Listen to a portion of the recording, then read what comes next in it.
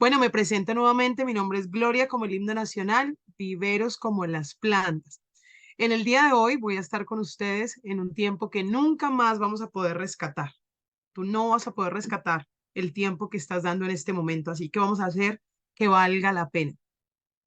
Vamos a hablar sobre la muerte, sobre el duelo, y quiero que lo hagamos de una manera bonita, simbólica, significativa, y no desde el dolor, ni desde la ira, ni desde el reproche, porque el negocio de la vida y de la muerte está desde el momento en el que empezamos a existir en este universo.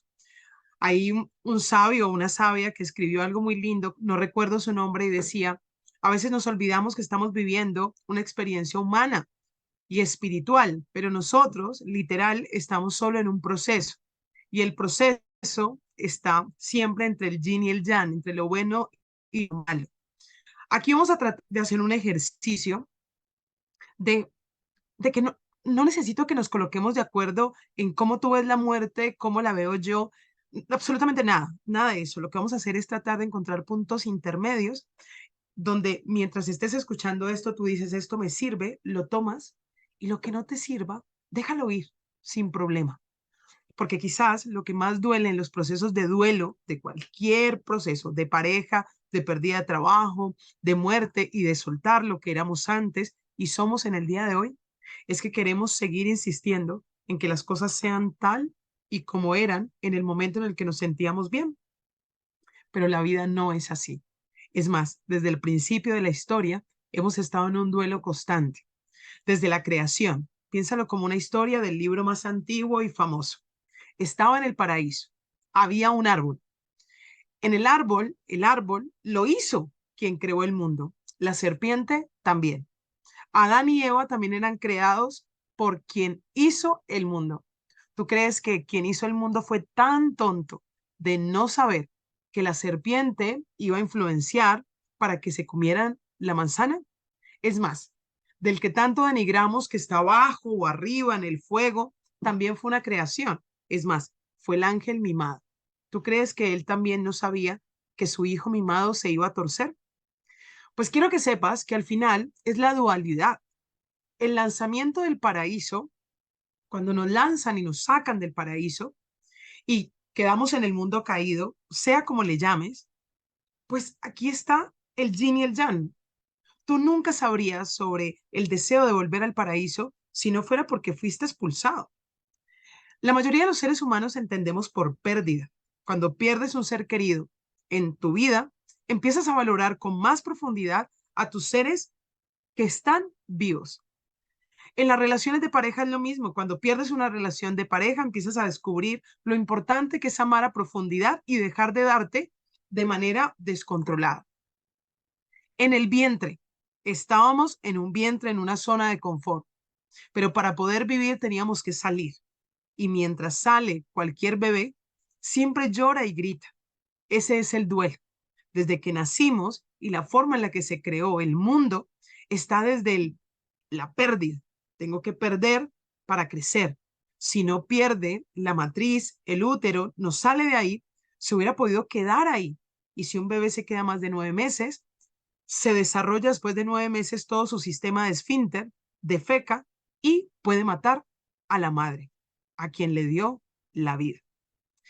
Así que la pregunta con la que quiero que conversemos mentalmente, y si quieres abrir los micrófonos, eres libre de abrirlo, quiero que te preguntes, ¿por qué le dices a tus seres queridos, yo voy a amarte siempre? Hijo, hija, yo voy a estar contigo siempre, si el siempre no existe en mortales. ¿Por qué? Seguimos diciendo que nosotros somos eternos y haciendo comportamientos eternos, cuando realmente eso es lo que hace que los seres humanos no aprendan a vivir sin nosotros. Cuando tú empiezas a decirle a tus hijos, aprende porque el día de mañana quizás yo no esté, le estás anticipando el proceso de duelo.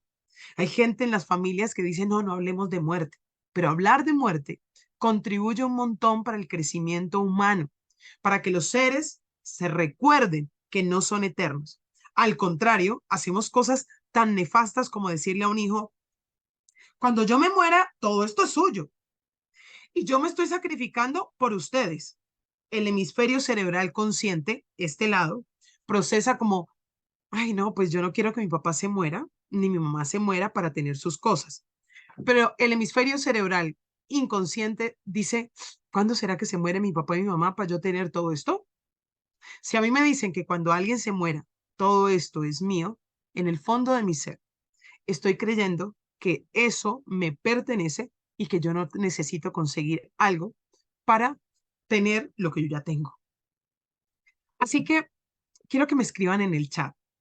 Muchas gracias. Todas las personas están saludando en el chat. Buenas tardes, un saludo gigante. Pero vamos a frenar el saludo, ¿listo? Vamos a frenar el saludo. Aquí les voy a colocar gracias. Buenas tardes a todos. Ahora, quiero que me escriban en el chat, todas las personas que están ahí escribiendo, quiero que me digas el duelo de quién quieres superar. Si viniste a este taller, dime el duelo de quién quieres superar. Dime de mi abuela tal fulana, de mi primo, de mi... Dime de quién. Karen, pero me vas a colocar el nombre. Vas a colocarle el nombre. ¿Por qué? Porque vamos a utilizar la energía de nuestras familias que se fueron. Los seres humanos amados que se fueron, literal, necesitan la honra. Por eso en octubre en México, con las fotografías se honra a los muertos, porque ellos todavía están presentes en otro plan, pero siguen presentes.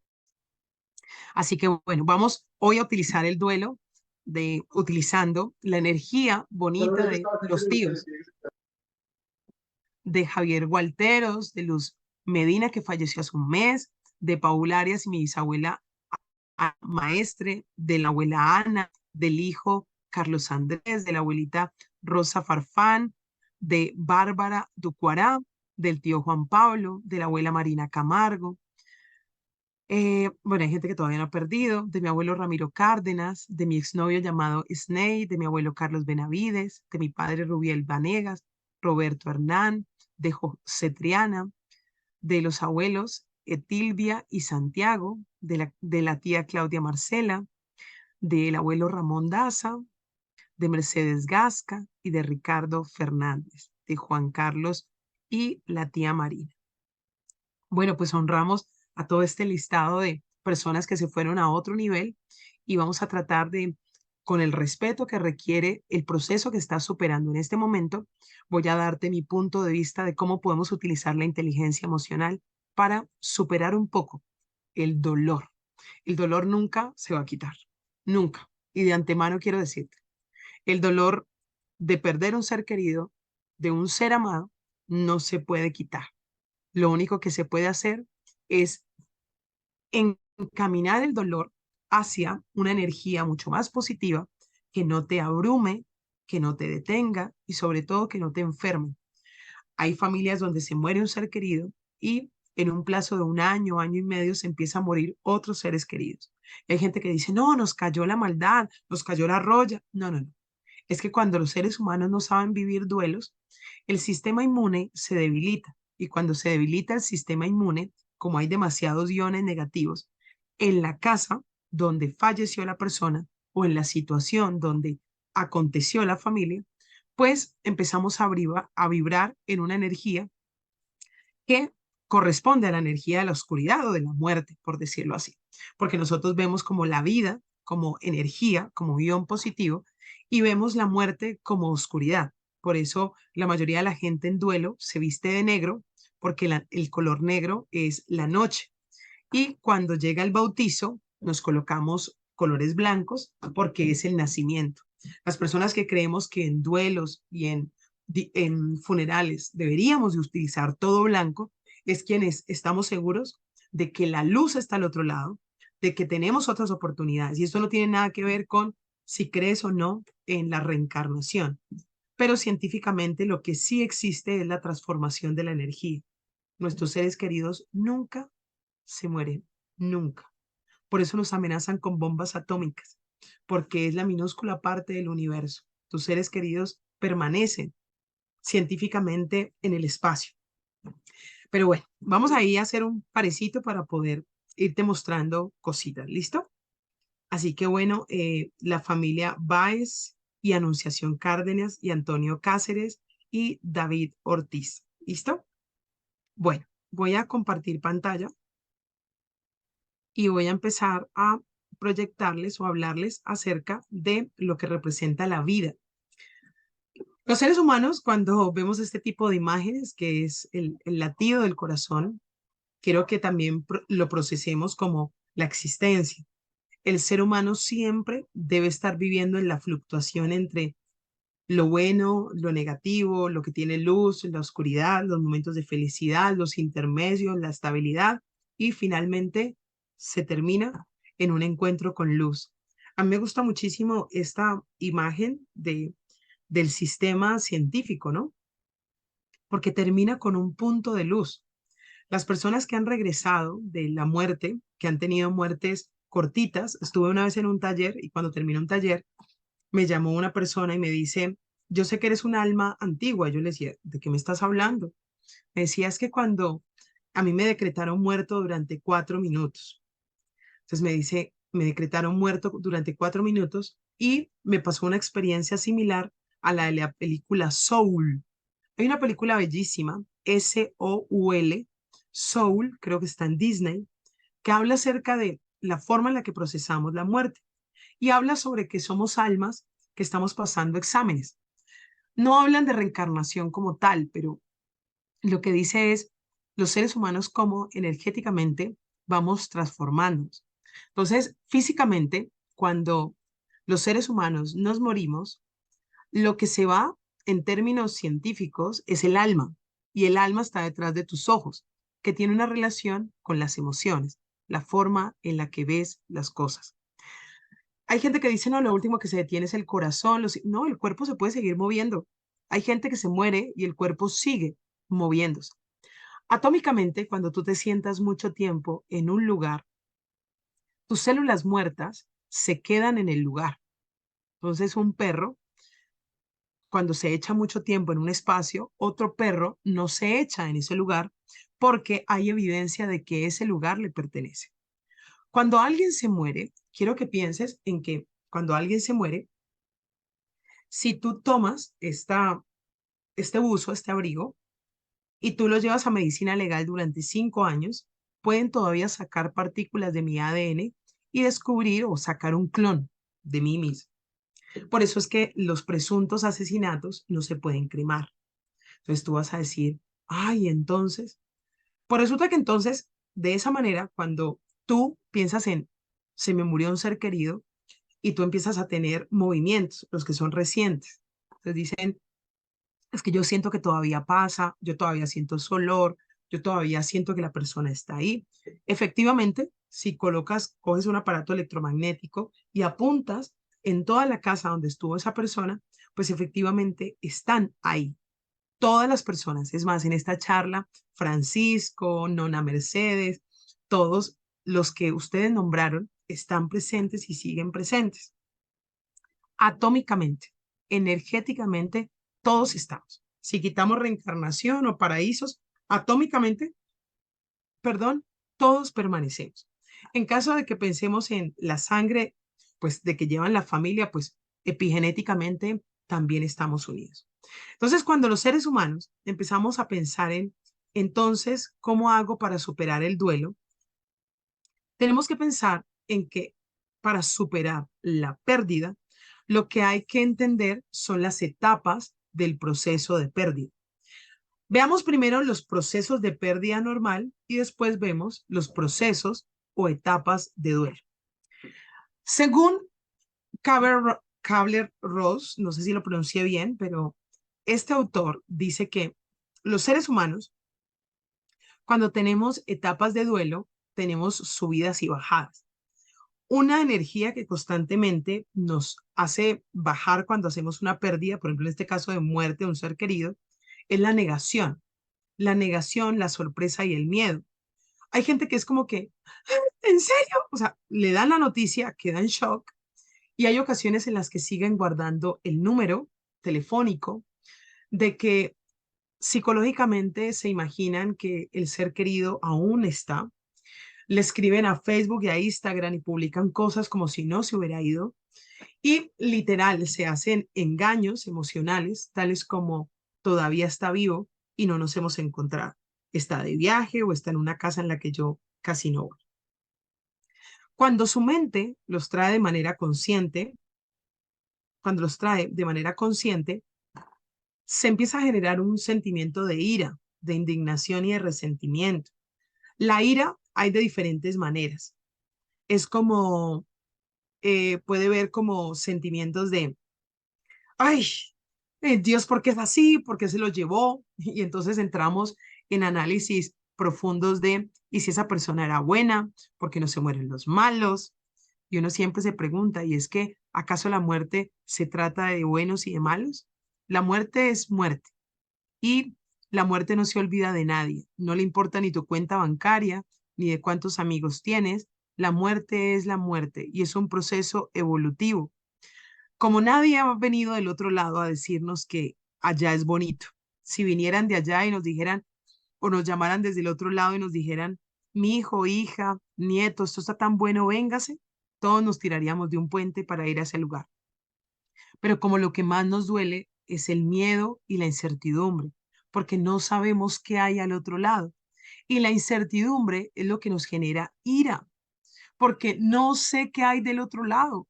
Si a mí me dijeran que del otro lado hay otro proceso y que de ahí en adelante avanzo, pues yo no tendría miedo porque es como tengo que graduarme de la vida y avanzar hacia la muerte y en la muerte ya me resuelven lo que tengo que hacer.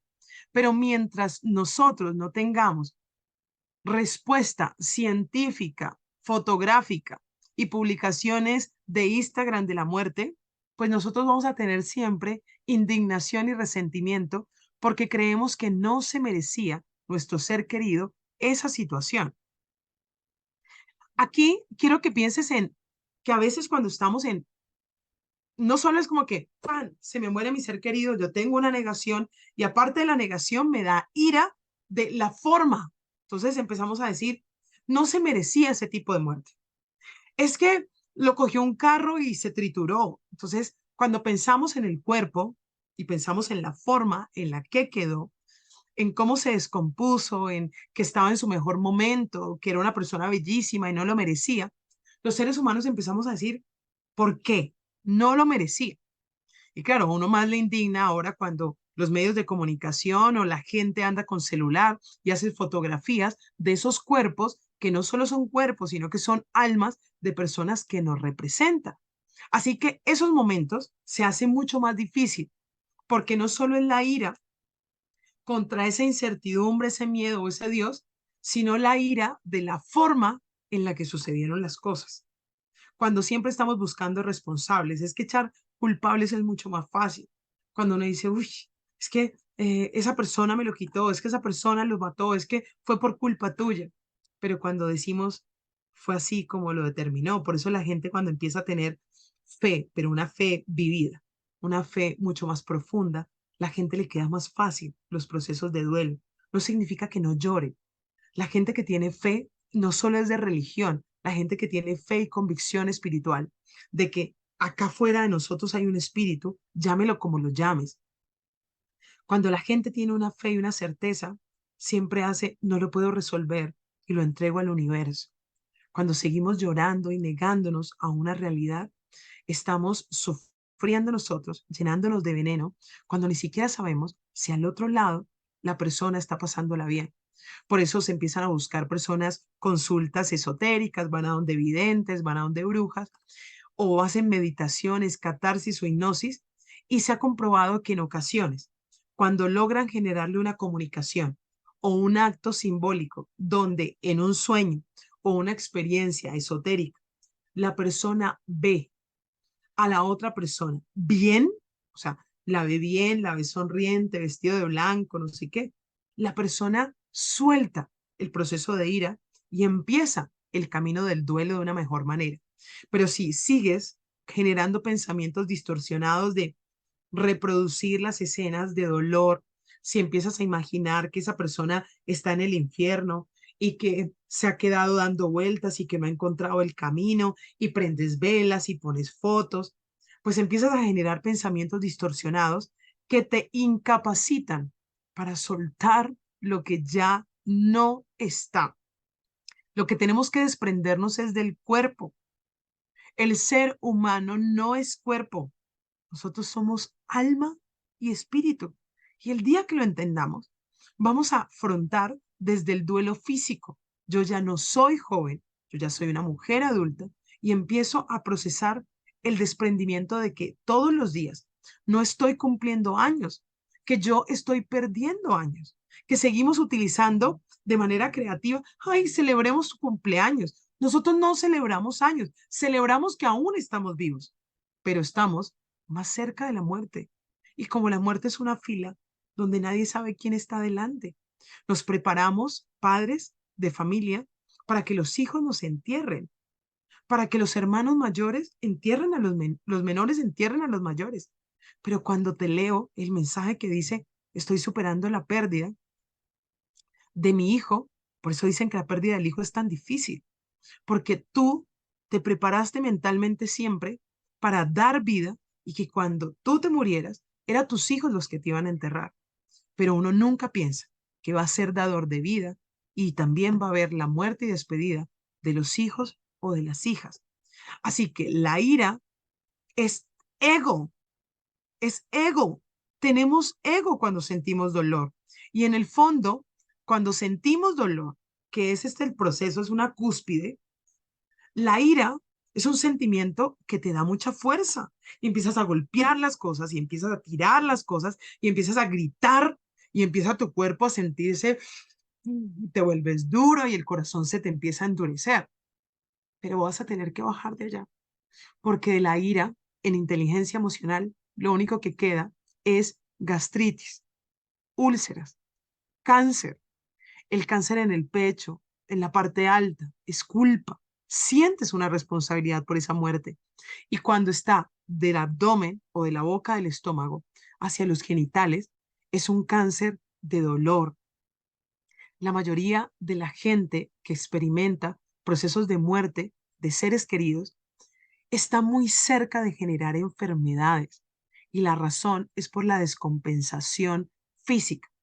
¿Tú has caído en cuenta que cuando te dieron la noticia de tu ser querido murió, tus manos y tus pies se enfriaron y no hay forma de que ninguna cobija ni media las calentara? Los seres humanos nos volvemos más lentos, por eso en el funeral nadie camina rápido. Y si la gente camina muy rápido, los niños corren muy rápido, uno le dice que así no es.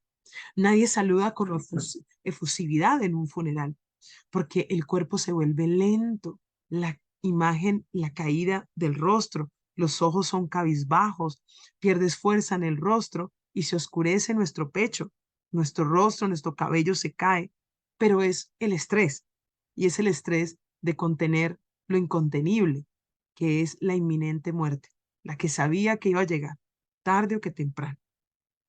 Así que cuando generamos negociación, cuando bajamos de la ira, nos disminuimos del ego, viene la negociación.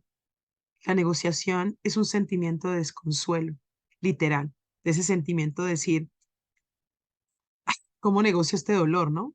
Sí, se fue, pero puede que ser que esté bien allá donde está.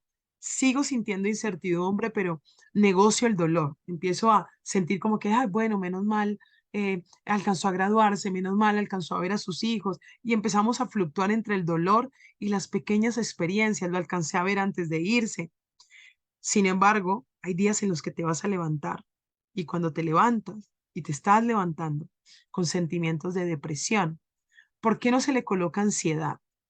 Es que la depresión es un sentimiento de tristeza que presiona hacia el pasado. Depresión significa estar presionado, o sea, sentir presión hacia lo que fue. La gente, lo que se nos dificulta en el duelo es aceptar que ya no está lo que antes estaba y que ya no soy feliz con lo que antes sentía. Entonces ahí empezamos a entrar en frustración, en nostalgia. La depresión se puede ver muy fácil. Pierdes apetito, empiezas a querer dormir más tiempo.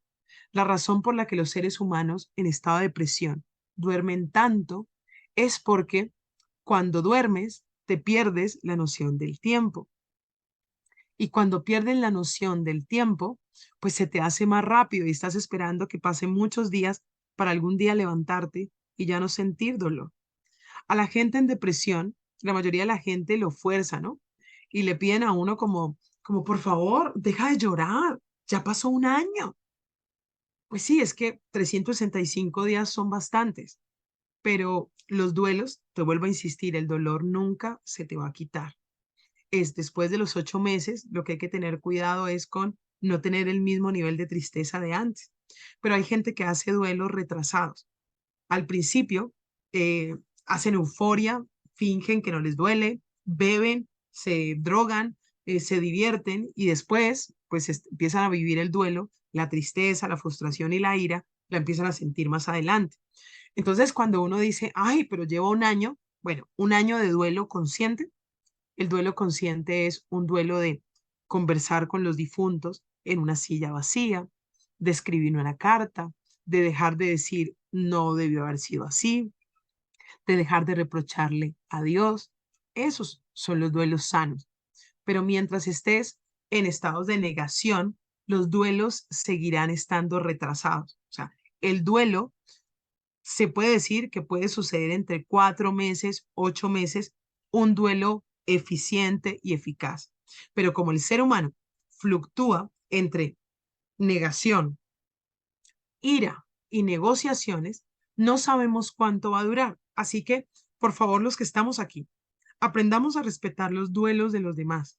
Nunca es poco tiempo, nunca es mucho tiempo. Hay gente que hasta en las relaciones de pareja, en duelos, dice, yo no tengo pareja desde hace 4 años, desde que terminé mi relación. Y hay gente que hace duelos de 15 minutos y dice, no, yo seguí, pues le eché tierrita a eso y ya. Entonces, todo depende de cómo los seres los humanos lo perciben. Si usted sale de la depresión, bueno, otros secretos de la depresión clave es la forma en la que masticas. Empiezas a masticar más lento, pierdes apetito, ya no te gusta lo que te gustaba antes. Eh, en depresión, por ejemplo, la persona empieza a utilizar colores más oscuros, más pálidos. La gente en depresión no puede utilizar colores como amarillos, verdes. Por eso yo personalmente pienso que el concepto de guardar luto durante mucho tiempo no es viable. En términos emocionales y de la inteligencia emocional, no es viable. ¿Por qué razón? Porque los colores contribuyen a los estados emocionales. Entonces, la gente que se pone de luto todo un año, pues quiero que sepas que te felicito si esa es la manera en la que tú te sientes bien para honrar a tu ser querido.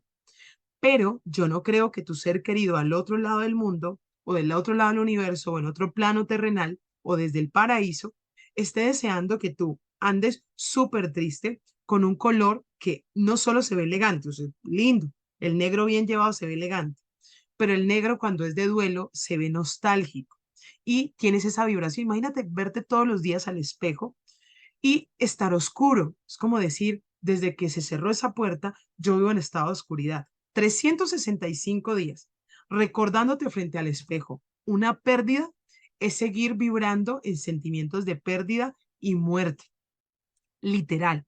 Porque el negro, cuando se hace tiempo, o sea, se hace el tiempo de duelo, te está dejando en un sistema de disciplina. Entonces, por ejemplo, en 21 días se genera un tránsito neuronal, o sea, un hábito.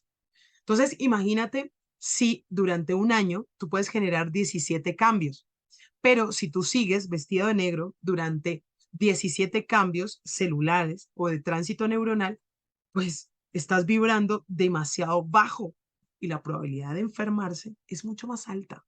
Por eso a la gente cuando tiene divorcios, en duelos de divorcio es al contrario. La gente se pone mucho más guapa, se coloca colores como rubios para verse mucho más joven. ¿Listo?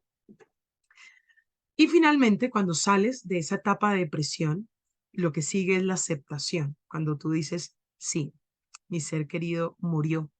Cuando hablan de esa persona y tú dices, eh, falleció, cuando digo se fue, cuando hablo de esa persona en pasado y no estoy hablando constantemente de esa persona en presente, porque cuando sigo hablando de mi mamá le gusta, estoy en etapa de negación. Cuando estoy en etapa de aceptación, coloco a mi ser querido que se fue en el lugar correcto.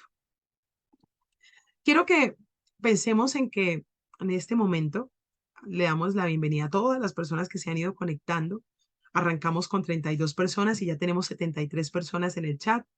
Soy Gloria Viveros, coach, y estamos manejando el tema del duelo. ¿Cómo podemos superar el duelo de manera oportuna, eficiente y eficaz?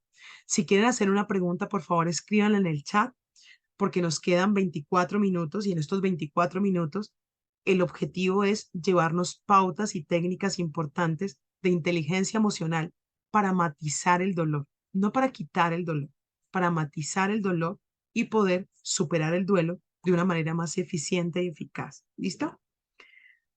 Bueno, continuamos. Entonces, esta es la imagen de las etapas del proceso de pérdida. Entonces, el sube y baja constante, pero hay personas que podrían estar viviendo la etapa de duelo no en subidas y bajadas, sino en una bajada y ¡pum! Subida inmediata. Mientras algunas personas fluctúan de esta manera en etapas de proceso de pérdida, hay otras personas que fluctúan de abajo y ¡pum! Suben. O sea, caen y vuelven y suben. La etapa de crisis, cuando te dicen que la persona murió, hacen primero la negación, vuelve la ira o el enojo, sigue la depresión y avanzan la aceptación y de la aceptación saltan al aprendizaje. ¿Qué me enseñó la pérdida de mi ser querido? Entonces, tu mamá falleció, mi papá falleció, tus seres queridos fallecieron y empezamos a decir que aprendí. Desde que falleció mi ser querido, desde que falleció mi animal, me di cuenta que, desde que falleció mi hijo, sentí que, cuando tú ya estás diciendo, aprendí que, ya estamos en otro nivel. Es como mirar la cicatriz, darse cuenta que ahí está la cicatriz, no, no la voy a olvidar porque la llevo puesta en mí, pero ya no la rasco, o sea, la estoy dejando secar. En la negación y el enojo, la cicatriz está ahí y cada vez que va cogiendo caracha, tú vuelves y la tocas y la rasgas. Mientras que cuando estás en aceptación, miras la herida y dices, sí, yo me corté y gracias a Dios está secando. Y en el aprendizaje es, esa cicatriz la llevo con orgullo porque me hizo vivir o sentir ciertas cosas. Ahora, en los procesos de enojo, de duelo, lo más importante es dejar de formular preguntas tontas de nuestro ego. Y tú vas a decir, ¿por qué, Gloria, preguntas tontas? Permíteme ser un poco irrespetuosa en términos espirituales, pero los seres humanos preguntamos siempre, ¿y por qué a mi ser querido? ¿Y por qué a mi hijo? A ver, esto no se trata de por qué. Nosotros somos minúsculos en este universo, somos pequeñitos. ¿Acaso cuando tú matas las hormigas, las cucarachas vienen y te preguntan por qué lo hiciste? ¿Por qué crees que los seres humanos somos por encima de los animales? ¿Por qué crees que tenemos la libertad de tener mataderos y matar animales cuando gritan con tranquilidad? No, no, no, eso no se trata de por qué. Es que el para qué es que el ser humano tiene que irse de este lugar, que el mundo no está para que sobrevivamos por siempre, que nuestra energía sí puede permanecer. Así que no vuelvas a preguntar por qué.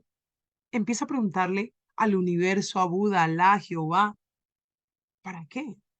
¿Para qué estoy viviendo esta experiencia de dolor y de duelo? Porque a veces aferrarse hace más daño. Entre más te aferras a por qué lo hiciste, más daño me hago. Es como cuando a uno le son infieles y uno empieza a decir, ¿por qué lo hiciste? ¿Por qué lo hiciste? No, pues porque lo hizo, porque lo quiso, punto final. Es el sistema, es la forma. Esa persona tomó la decisión, pero no, necesitas detalles, necesitas saber cosas. ¿Para qué? ¿Para empezar a culpar o para sentir tanto dolor? No, suelta. Pensemos en las muertes de personas que se quedaron inconclusas, literal. Las personas se mueren también con los seres queridos inconclusos, porque quedamos en el, ay, allá atrás. Ya ahorita te doy la mano, Melania, súper, ya te voy a dar la mano. A veces aferrarnos es mucho más doloroso, y más cuando quedamos en procesos de incertidumbre, de familiares desaparecidos, de familiares asesinados. Ese dolor es profundo, pero siempre hay que encontrar a quién soltarle ese dolor. Por eso escribir, soltar o entregar a alguien, al universo, a las fuerzas divinas, al Padre Celestial, a quien quieras, es vital. Y ahorita vamos a hacer una meditación para poder soltarlo. porque tú no puedes seguir cargando lo que no es tu responsabilidad. La muerte es algo que no podemos cambiar. Ni siquiera los hombres más ricos del mundo han podido.